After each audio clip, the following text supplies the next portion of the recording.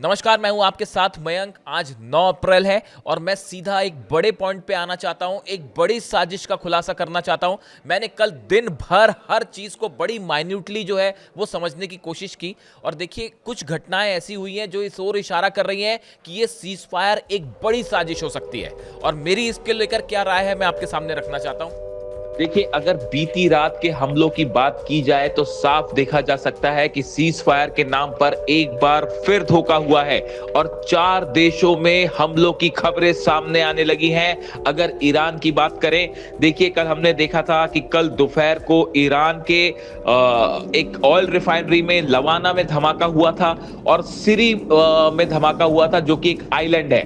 ये 2 धमाकों की खबरें कल शाम तक ईरान से आ चुकी थी और ये बड़े धमाके थे जिसे देखकर साफ था कि यहां पर हमले हुए हैं। उसके बाद अब खबरें हैं कि बीती रात इस्फहान में, यानी कि उस जगह पर जहां पर ईरान के परमाणु सेंटर हैं, इस्फहान में धमाके की खबरें आ रही हैं और केमरन शाह में भयंकर धमाके की खबरें आ रही हैं। यानी कि एक बार फिर ईरान पर हमला किया गया है और उसका जवाब भी ईरान की तरफ से आना शुरू हो गया है। कल हमने देखा सऊदी अरब के ईस्ट वेस्ट ऑयल पाइपलाइन पर जबरदस्त ड्रोन अटैक हुए, धमाके हुए, जहां पर आग लगी है और ये सऊदी पर बड़ा हमला है। देखिए, ये जो जिस पाइपलाइन पर हमला हुआ है, यहां से रोज 7 मिलियन बैरल ऑयल जो है वो निकाला जाता है और जिस तरह से हॉर्मूज बंद है, उसके बाद इसी पाइपलाइन का इस्तेमाल करके लाल सागर तक जो है वो ऑयल पहुंचाया जा रहा था, जहां से जहाजों में इसे भरा जाता है। तो ये सऊदी पर बड़े हमले की खबरें हैं। कई और जगह ड्रोन अटैक किए गए हैं, ईरान ने बदला भी लिया है। इसके अलावा देखिए, इजराइल में जो है वो कई जगह पर मिसाइलें बरसी हैं। इजराइल के बीर शेवा में, यरूशलेम में बड़े मिसाइल हमलों की खबरें हैं। देखिए, ईरान ने पहले ही कहा था कि अगर धोखा होगा और उस पर हमले होंगे तो ईरान जबरदस्त बदला लेगा और बिल्कुल वैसा ही देखने को मिल रहा है। इजराइल पर मिसाइलें बरस रही हैं। इसके अलावा देखिए, सबसे बड़ी खबर है लेबनान में बैरूत में, बीका में, दक्षिणी लेबनान में भयंकर हमले हो रहे हैं और बताया जा रहा है कि एक रात में 300 से ज्यादा लोगों की मौतें हो गई हैं। देखिए, इजराइल ने बड़ा धोखा किया है। ये लेबनान भी इस शर्त में शामिल था कि सीज फायर के तहत लेबनान पर हमले नहीं होंगे, लेकिन लेबनान में भयंकर बमबारी कर रहा है नेतन्याहू और इजराइल और नतीजा ये है कि 300 लोगों की एक रात में मौत हो गई है। यानी कि ये खूनी रात साबित हुई है मिडिल ईस्ट के लिए एक बार फिर और इससे साफ है कि अब ये सीज फायर ज्यादा दिन नहीं चलने वाला है और भयंकर जंग छिड़ सकती है। देखिए, पहली बात तो ये, इस समय जो खबर आ रही है ईरान से, ईरान में सेना को तैयार रहने का आदेश दिया गया है और यह कहा गया है कि एक बड़ी जंग के लिए फिर से सेना तैयार रहे। यह आदेश ईरान के जनरल्स को दिया गया है, ईरान की सेना को दिया गया है। दूसरी बात, ईरान की सेना को की तरफ से ये संदेश आ रहे हैं, इस तरफ से मैसेज आ रहे हैं, ईरान की सेना को अमेरिका और इजराइल के सीज फायर पर कोई भरोसा नहीं है। तीसरी बड़ी खबर ईरान से आ रही है, बड़ी संख्या में जो लॉन्च पैड्स तबाह हुए थे उनको तेजी से दुरुस्त करने का काम शुरू हो चुका है, कल ही शुरू हो चुका है। देखिए, ये बहुत ही जबरदस्त बात है। देखिए, खामेनेई साहब ने भी बिल्कुल यही आदेश दिया था। जो 12 दिन की जंग हुई थी, आपको याद होगा, 12 दिन की जंग, जब उस पर सीज फायर हुआ, डोनाल्ड ट्रंप ने सीज फायर किया, उस दिन की मेरे को एक एक चीज याद है। उस दिन की, जिस दिन 12 दिन की जंग खत्म हुई थी, उसी शाम से ईरान अगले जंग की तैयारी में जुट गया था, खामेनेई साहब के आदेश पर जुट गया था। और देखिए, उनका स्पेकुलेशन कितना सही साबित हुआ, फिर से हमला हुआ ईरान पे। अब ईरान की सेना ने खामेनेई साहब के आदेशों के मुताबिक ही एक बार फिर से, जैसे ही सीज फायर हुआ, फिर से जंग की तैयारी शुरू कर दी है। लॉन्च पैड्स जो हैं वो रेडी करने शुरू कर दिए हैं। मिसाइल्स के मूवमेंट को लेकर भी खबरें आ रही हैं कि कई लॉन्च पैड्स पर मिसाइल्स पहुंचाई गई हैं। इस तरह की खबरें भी ईरान से हैं। इसके अलावा हॉर्मूज में ईरान की सेना ने एक बार फिर, ईरान की सेना की संख्या बढ़ानी शुरू कर दी है ईरान ने। देखिए, ये बेहद अहम खबर है और ये सब ईरान ने क्यों किया, ये समझने की ज़रूरत है। देखिए, मैं एक बड़े मुझे कल से मैंने सबके बयान देखे, डोनाल्ड ट्रंप का बयान देखा, जेडी वेंस का बयान देखा, पीट हेग्सेट ने कल शाम को प्रेस कॉन्फ्रेंस करी, कहा कि अमेरिका जीत गया है। इन तमाम बातों के बीच में डोनाल्ड ट्रंप का एक बयान ऐसा था जो इस ओर इशारा कर रहा है बड़ा साफ साफ कि यह बड़ी साजिश है, ईरान पर धोखे से फिर से हमला हो सकता है। अब मैं ऐसा क्यों कह रहा हूं, देखिए डोनाल्ड ट्रंप का कल एक बयान आता है कि हॉर्मूज में जहाजों की आवाजाही में अमेरिका की सेना मदद करेगी। ये डोनाल्ड ट्रंप कह रहे हैं। वो ये कह रहे हैं कि हॉर्मूज में ठीक से जहाज निकल रहे हैं या नहीं निकल रहे, ईरान इनको जाने दे रहा है कि नहीं दे रहा है, इसमें सहयोग करने के लिए अमेरिका की सेना तैयार है और हम वहां पे देखरेख करेंगे। इसका क्या मतलब है? इसका मतलब ये है कि डोनाल्ड ट्रंप ये चाहते हैं कि अमेरिका की फोर्सेस को हॉर्मूज आने दिया जाए, जहाजों से आने दिया जाए। अभी तो नहीं आ पा रहे थे, अभी अगर जहाज आते तो उनका क्या हाल होता सब जानते हैं। अभी तो हवाई हमले ही हो रहे थे। देखिए ईरान में जो नुकसान हुआ है वो बस हवाई हमलों से हुआ या टॉमहॉक मिसाइल से हुआ। अमेरिका के जो सैनिकों ने कदम रखा ईरान पे, उसका क्या हालत हुई उस पायलट्स के चक्कर में, ये सब जानते हैं। हॉर्मूज में एक भी अमेरिकी सैनिक नीचे नहीं उतर पाया। दुनिया की सबसे बड़ी नेवी होने का दावा, सबसे बड़े सैनिक होने का दावा, कोई वहां कदम नहीं रख पाया। अब डोनाल्ड ट्रंप क्या कह रहे हैं कि हमारी सेना को आप हॉर्मूज में आने दीजिए ताकि हम मॉनिटर करें जहाज निकल रहे हैं या नहीं निकल रहे। अब इसका एक मतलब क्या है कि वहां पे जो माइंस बिछी हुई हैं हॉर्मूज में, कहां कहां माइंस बिछी है सिर्फ ईरान की सेना जानती है और कोई नहीं जानता।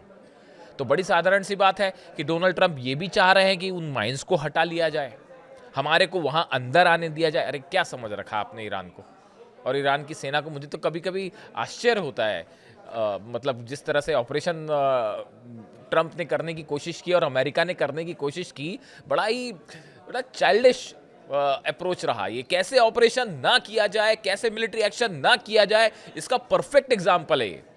अब देखिए अब्बास अराक्ची साहब, ऐसी फेवरेट नहीं है मेरे अब्बास अराक्ची साहब। अब्बास अराक्ची साहब ने डोनाल्ड ट्रंप को तुरंत कल ही जवाब दे दिया।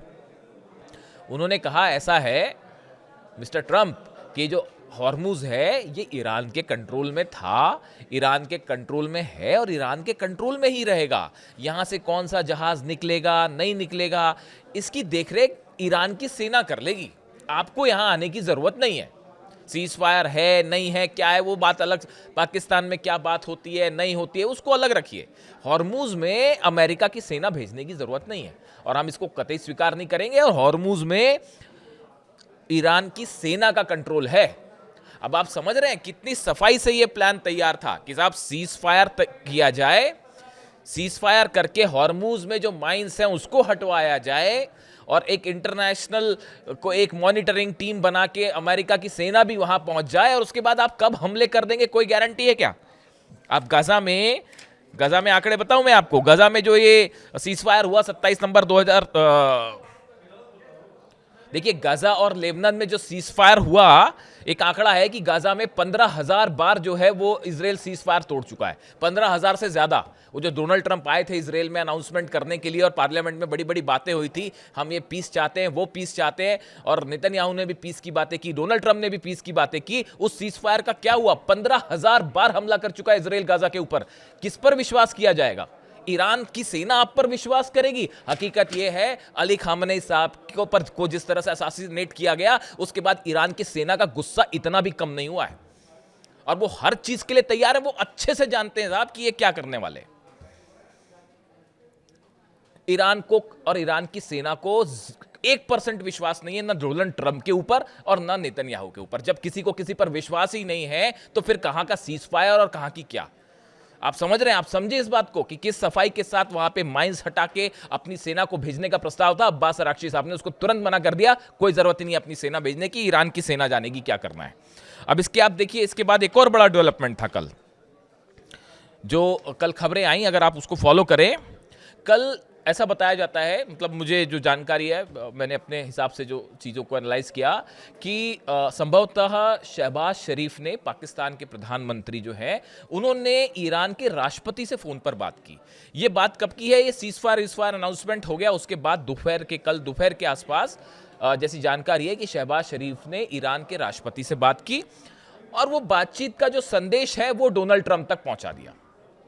जो भी बात हुई हो, संभवतः इसी बात को लेकर हुई होगी। 15 सूत्री प्रोग्राम उनका है, 10 सूत्री प्रोग्राम उनका है, और इस्लामाबाद में पाकिस्तान में बैठक होने वाली है 10 अप्रैल को, और उसको लेकर एक शायद किसी तरह की कोई चर्चा हुई होगी। लेकिन जो भी हुआ हो, ईरान ने एक बार फिर किसी चीज को लेकर ऐसा जवाब दिया कि वो संदेश जब डोनाल्ड ट्रंप तक पहुंचा तो डोनाल्ड ट्रंप फिर एक बार गुस्से में दिखाई देने लगे, फिर झुंझलाने लगे, और फिर फ्रस्ट्रेट होकर उन्होंने बयान दे दिया कि अगर हमारी शर्तें नहीं मानी जाएगी तो हम फिर हमला कर देंगे। ये बात डोनाल्ड ट्रंप ने कल दोपहर के आसपास उनका ये बयान आया कि अगर हमारी शर्तें नहीं मानी गई, ईरान ने शर्तें नहीं मानी, तो फिर से हमला हो सकता है। और ये सब कुछ हुआ पाकिस्तान के प्रधानमंत्री ने जो भी संदेश पहुंचाया हो, ईरान के राष्ट्रपति का जो भी संदेश पहुंचाया हो उन्होंने अमेरिका तक, उसके बाद हुआ। अब देखिए, इसी बीच एक बात और समझिए आप, कल से जब से खबर ब्रेक हुई सीज फायर वाली, उसके बाद से पूरी दुनिया में, ना सिर्फ अमेरिका में बल्कि पूरी दुनिया में, यह संदेश गया कि भाई ये ईरान की तो बहुत बड़ी जीत हो गई। पहले हॉर्मुज खुला हुआ था, अब वो हॉर्मुज बंद हो गया, ईरान उस पर कब्जा छोड़ने को तैयार नहीं और कह रहा है कि हम टैक्स भी लेंगे वहां पे। यानी पहले खुला था, अब बंद हो गया है। उसके बाद जो है सब तरफ ये संदेश कि भाई ईरान के सामने अमेरिका झुक गया। पूरी दुनिया के पेपर, अखबार, मैगजीन सब भरे हुए हैं। सिर्फ एक अमेरिका के रक्षा मंत्री को ये लगता है कि भाई ईरान हार गया है। पीट हेग्सेथ को सिर्फ लगता होगा कि हार गया, और डोनाल्ड ट्रंप को लगता होगा। अमेरिका में लगातार सवाल उठ रहे हैं कि ये क्या ऑपरेशन कर दिया, और 80 सीनेटर बताया जा रहा है, 80 सांसद जो हैं वो सीनेटर नहीं, 80 सांसद जो है हाउस ऑफ रिपब्लिकन्स अमेरिका में, बताया जा रहा है कि 80 सांसद जो हैं वो चाहते हैं कि डोनाल्ड ट्रंप इस्तीफा दे दे। अभी कल 3 सर्वे हुए अलग अलग बड़े अखबारों के, एजेंसीज के अमेरिका में। 60% से 62% लोगों का कहना है कि डोनाल्ड ट्रंप की वजह से अमेरिका को बदनामी झेलनी पड़ी और नुकसान हो गया है। यानी डोनाल्ड ट्रंप की अनपॉपुलरिटी अपने पीक पर है, अपने चरम पर है। सब ये देख रहे हैं कि ये क्या हो रहा है और डोनाल्ड ट्रंप की वजह से अमेरिका को कितना नुकसान झेलना पड़ गया। अब इसके बाद देखिए, अब ये बात जो है वो डोनाल्ड ट्रंप को भी समझ में आ रही है कि भाई ये तो भयंकर बदनामी हो गई है, चुनाव जीतना मुश्किल हो गया है, और सब तरफ ये मैसेज चला गया कि ईरान जीत गया। तो एक फ्रस्ट्रेशन वो है अपने आप में। इसके अलावा आप देखिए, जो एक बड़ा डेवलपमेंट वो है कि वो नेतन्याहू के आप बयान देखिए। इजराइल में जो है वो भी बड़ा डेवलपमेंट होने लग गया है। बड़ा डेवलपमेंट ये हो रहा है कि इजराइल में जो नेता विपक्ष है, इसके अलावा देखिए बड़ा डेवलपमेंट इजराइल में है। इजराइल में जो नेता विपक्ष हैं यायर, इसके अलावा देखिए इजराइल में बड़ा डेवलपमेंट है। इजराइल में जो यायर लैपिड हैं, नेता विपक्ष जो हैं, इनका बयान आया है कि डोनाल्ड ट्रंप ने सीज फायर का अनाउंसमेंट कर दिया और नेतन्याहू से कोई चर्चा तक नहीं की, उनसे सलाह मशविरा तक नहीं किया गया, सीधा जानकारी दे दी गई कि बस हम सीज फायर कर रहे हैं। यानी इजराइल को बुरी तरह से जो है निग्लेक्ट किया गया डोनाल्ड ट्रंप की तरफ से। और यही वजह है कि नेतन्याहू ये कह रहे हैं कि हम जो है लेबनान पर जो है वो इस सीज़फायर का हिस्सा नहीं है, और लेबनान पर तो हमारे हमले जारी रहेंगे। ईरान ने तुरंत कह दिया अगर लेबनान पर आप हमला करते हो तो सीज़फायर का उल्लंघन माना जाएगा। यानी आमने सामने है इजराइल और ईरान एक बार फिर इस मुद्दे को लेकर। इसीलिए एक्सपर्ट्स ये मान के चल रहे हैं कि ये सीज फायर एक बड़ा प्लॉट है, बड़ा धोखा है जो ज़्यादा दिन चलने वाला नहीं है।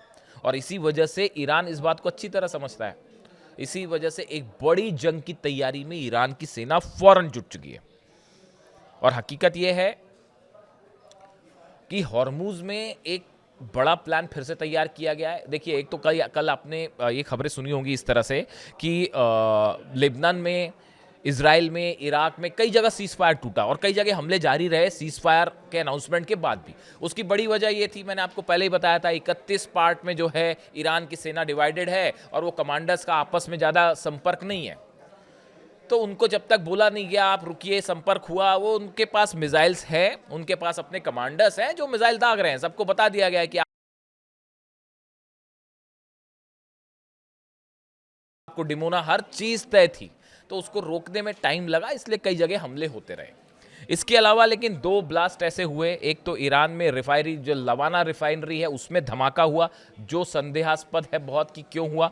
दूसरा जो है एक श्री आइलैंड है, यहाँ पर भी ब्लास्ट हुआ ईरान में। अब इसकी 2 वजह हो सकती है। पहली वजह कि किसी तरह का यहाँ टाइमर लगा हुआ था आईडीज लगे हुए थे। इस तरह की घटनाएं बहुत होती हैं ईरान में, क्योंकि ईरान में बड़ी संख्या में मोसाद के एजेंट हैं। वो कई रिफाइनरीज में, कई इंडस्ट्रियल एरियाज में जो है वो टाइमर्स के साथ आईडीज फिट करते हैं जो एक्सप्लोड कर जाते हैं, जिससे नुकसान होता है। या तो इस तरह की कोई चीज़ थी, या फिर ये इसराइल की तरफ से किसी तरह की ड्रोन स्ट्राइक थी।